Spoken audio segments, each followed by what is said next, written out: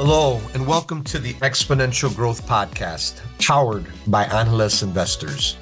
I'm your host, David Olivencia, co-founder of Analyst Investors, and a passionate advocate for leveraging innovation and technology to drive success. Let's get started. This is Exponential Growth. All right, everyone. Well, hey, welcome to another episode of the Exponential Growth Podcast. Today, we're so honored to have a dear friend of mine, many years, through connecting at Accenture, our first career jobs at Accenture. And he's had an amazing career across various companies, whether it's consulting companies, brick and mortar companies, and now the chief information officer of HEICO, a $4 billion company on the New York Stock Exchange, ticker symbol HEI, if you're interested. And they do sales, distribution, manufacturing, and repair in this whole very cool aerospace industry and defense, right? And a lot of things going on there in space and aviation, and really, really cool area. So welcome to the Exponential Growth Podcast, William Velez. How are you, William? Thank you. Thank you, David. Thanks for having me here. Really Excellent. excited to do this with you. Excellent. Well, hey, it's been a while. We connected a long time ago when we were just young pups starting our careers out at Accenture, and it's just amazed to see your career journey and story. So let's start there, William. Just give us a little bit more, double click on your story. William Velez, and you can go from the beginning, but just give people a little bit of context of William and just how it started, and then a little bit of your growth, and please do. Sounds good. So yeah, as you mentioned, my undergrad was in electrical engineering, focused on telecommunications. So I went straight from college to work at Accenture. That's when I met you 28 years ago. So Wow. that's Wow. quite the statistic. And worked at Accenture for about 7 years, focused first software, then more infrastructure, but overall working on a very specific, very technical area of Accenture. When I decided, you know what, I'm very technical, I'm an engineer, I just don't have much business experience. So I decided to pursue my MBA and got accepted to the Wharton Business School and spent 2 wonderful years there, kind of balancing all the technical knowledge that I had with everything else that you can imagine in an MBA. Came out of that to go back again to consulting, but more of a strategic type of consulting until I got tired of traveling. I put in 1.4 million miles in American Airlines. I'm a million miler. So I Wow. figured, you know what, let me try to pivot. And after a couple of roles, I basically got my first CIO opportunity about 16 years ago. And since then, now at HEICO, this is my 4th CIO role since then. So pretty much half of my career has been a management consultant, and the other half has been as a CIO. So that's at a high level in terms of the career, and been a CIO in healthcare, financial services, building services, and now manufacturing. So it's been an interesting ride. Oh, well, excellent. Well, hey, so that's kind of the career side, really cool, William, and admirable, right? The other thing that our listeners, I think this is really an amazing aspect about William. William, you've been able to track your family history, genealogy, That's all the right. way back. I don't even what, 1500s, I don't even know. I know you're going to Spain and doing some things back there. So just give a minute or so on just So that journey, what you found out, and I don't know what year you went back to, but damn, you told me it's impressive. If you could do that, that'd be great. yeah, the one that I've gone the farthest back has been a line that goes back to 1310. Oh my gosh. One of my ancestors, I think it's 13 generations back, was the accountant to the King of Spain. Wow. But more recently, my family comes from Tenerife in the Canary Islands, and I was able to go back. That's my definition of a fun vacation, being for 8 hours in an archival, going through microfilm, through archives, and I was able to track my direct families. This is my grandma's grandfather, going back all the way to 1610, where they came from the Azores, And before that, they obviously came from Portugal and then Spain. So it was a very convoluted story. But long story short, yes, I've been tracking genealogy as a hobby since 1994, and still have ways to go. But yes, a lot of research and treasure hunting and finding family gossips that no one ever knew. So it's very interesting. Wow. Well, I don't even know. I can only imagine how many people on this earth have been able to track their genealogy and their family history back that far, but truly impressive. And I know there's a lot more details and hard work underneath that, but thanks, William. Fun So, fact. yeah, no, really fun fact. So now let's jump to so you're at this, one of the, a lot of different companies you mentioned there, but one of them is, brick and mortar company, bit of the financial services interchange area. You come on as CEO, you help get them ready for an IPO. But talk about just let's double click a little bit. How did all the experiences you have lead you to that point? The leadership lessons you have taking a company to IPOs. It has its own set of challenges. How did technology play a role in that? Share your thoughts there, please. Sure. And I think that's where the CIO role goes to that next level, not only thinking about the technology, but also how is everything I'm doing affecting the valuation of the company that could eventually affect the IPO price. And in that sense, this company it was a brick and mortar company, very, very used to retail locations, over 12,000 retail locations in the US. And adding that additional channel of an online channel was a challenge in many fronts because we underestimated certain areas. The first one was fraud. When you're going to a retail location, very difficult to do fraud online. You can do fraud in many different fronts. So learning all the details about detecting and dealing with fraud online was huge. Took me several years to refine that expertise. Also, understanding customer acquisition cost. Some people call it CAC, right? Yeah. Yeah. And when you realize that most online companies that do this type of let's call it fintech, they're not making money because it's costing them anywhere between $70 and $150 to bring one customer. Yet the lifetime value of a customer could be $50. You're losing money. And it was really a play on bringing as many people as possible at first, and then we'll figure out how to make money out of them. And we quickly realized that was not going to work. And but we were able, because of our scale, to pivot and do other things like white label and other business models that allowed us to use that investment in a way that was profitable. But I think those were some interesting steps in the transition that we never thought were going to happen. And how this is used for scaling, right? That white label example is very interesting because we never thought that we're going to build something to give to others, but that's the ability to be able to pivot and being a little bit of entrepreneurial in that regard. So adding that online channel was critical because private equity saw that the growth aspects of the company were more related to the online, that was the future, than brick and mortar. And that was a critical component of our IPO strategy.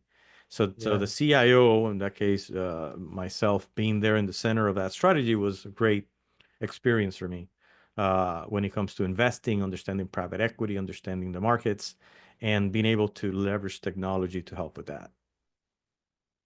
No, excellent. And then, then executing that successful IPO, you were part of that, got to realize that. How did that feel? Amazing. It's a Right, all the once in a hard work. lifetime opportunity. Yes. It was a once in a lifetime opportunity for sure.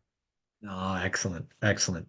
Well, so the podcast is exponential growth, right? So we like to talk about trends, like to talk about how you then invest to take a part of those trends and how do you best lead, right? And I think you've got built different experiences that you've been in areas of exponential growth on the leadership side, right? But let's talk about uh, the disruptive technologies that are out there. All right, so it's interesting. You've top consulting firms you've worked at, global perspective, travel, different industries, and now we're at just this amazing time, right? Where there's still you look out every at least I can say this, right? Every year I look out and I know the technologies that are coming. I'm just saying, man, it's just there's so many amazing things that are happening. But I've been doing this the last, 28 years, right?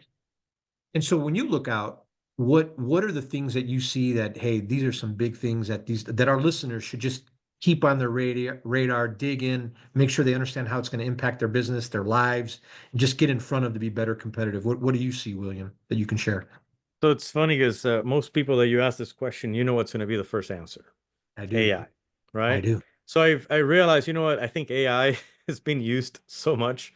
I'm going to look for other technologies that I've been tracking for a while that I think will have exponential growth. I think the Thank you. first one is robotics. I think that when you think about demographic trends, you have a very close relationship to Spain because of family. And I see the situations in Europe where a lot of these countries, Spain needs to bring 25 million people in the next couple of years to keep up with the demands of an aging population. So inevitably, when you see all these robots dancing, both mostly in social media, I can't help but think, wow, this is going to be revolutionary when we're, both of us, in several years are in need of assistance. Most likely, those are going to be robots helping us. And clearly, AI will have a play there. But I think the robotics technology in general is very close to getting to that tipping point to become exponential in terms of growth. So that's the first one that I thought about that I'm very excited and I'm tracking. The second one, mysterious, but I think it'll be also its time very soon, quantum computing.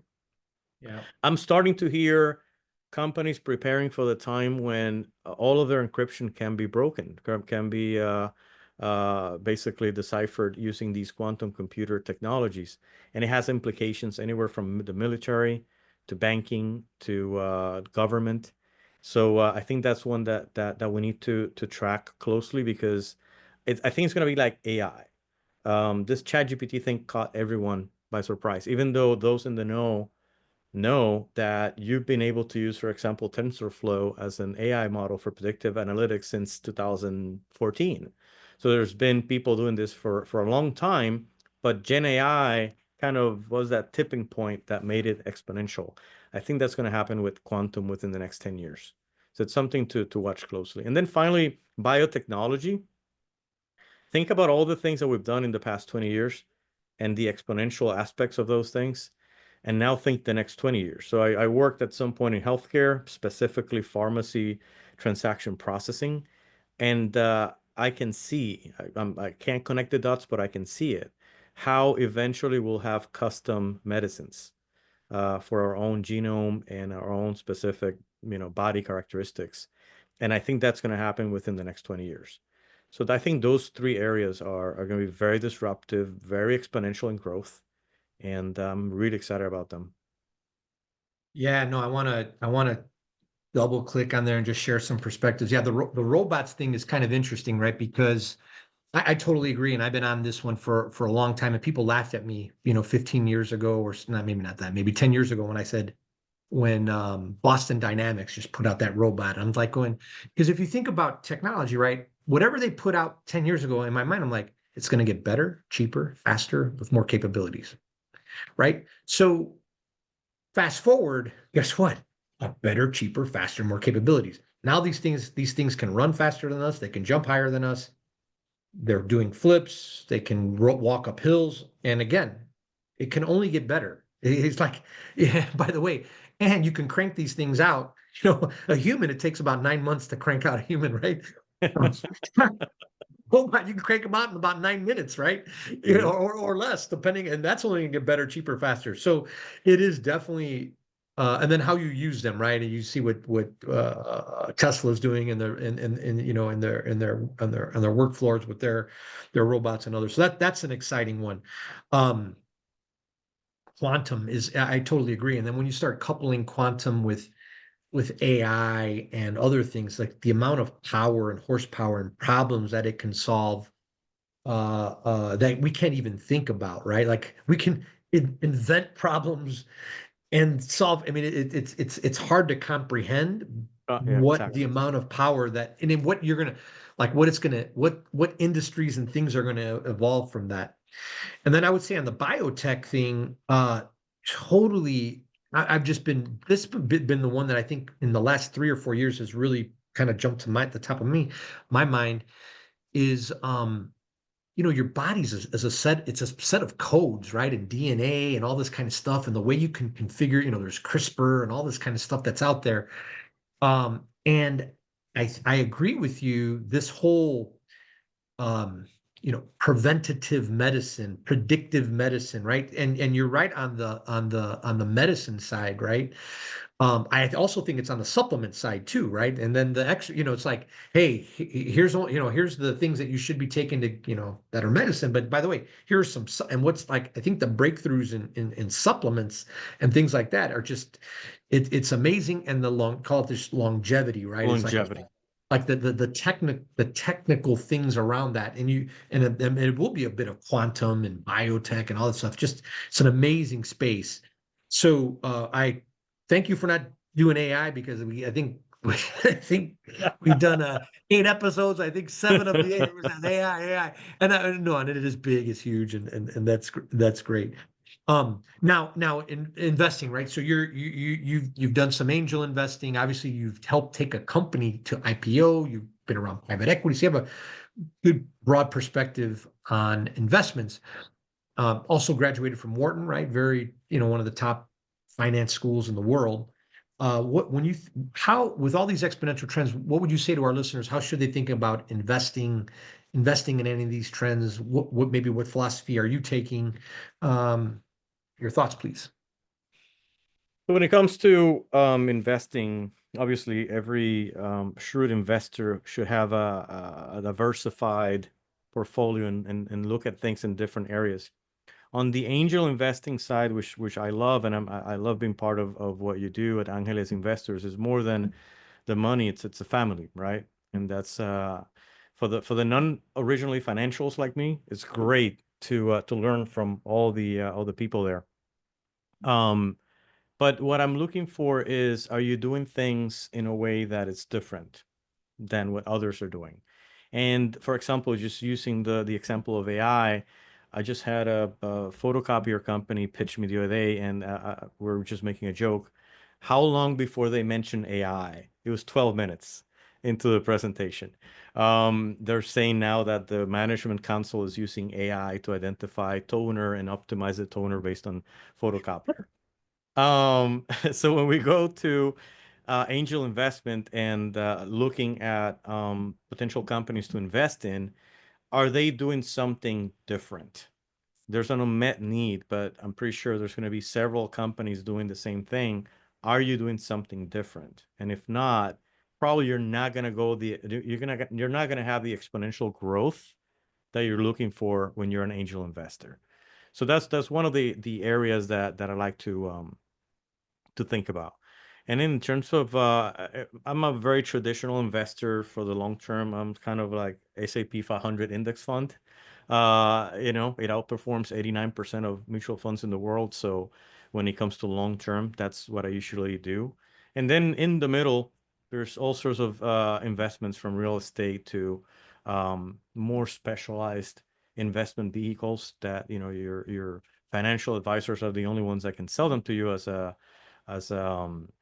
accredited investor, right? So I think the challenge is that a lot of people don't have access to some of these because they're not accredited investors. And I know there's been movements in government to lower the barrier of entry.